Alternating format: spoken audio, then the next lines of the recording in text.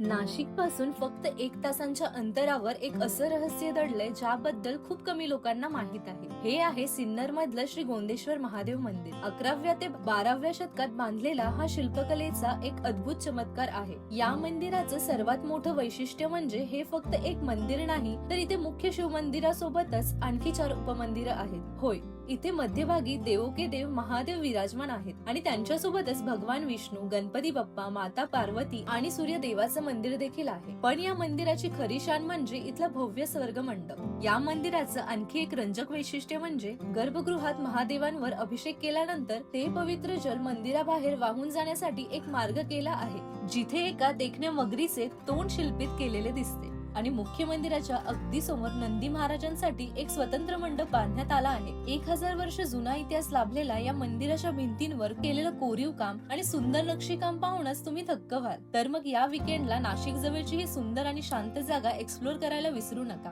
Reel आत्ताच save करा. तुम्हाला हे मंदिर कसं वाटलं कमेंट मध्ये हर हर महादेव लिहून नक्की सांगा. आणि अशाच नवनवीन ठिकाणांच्या माहितीसाठी ट्रेंडी बाईट्सला आत्ताच फॉलो करा.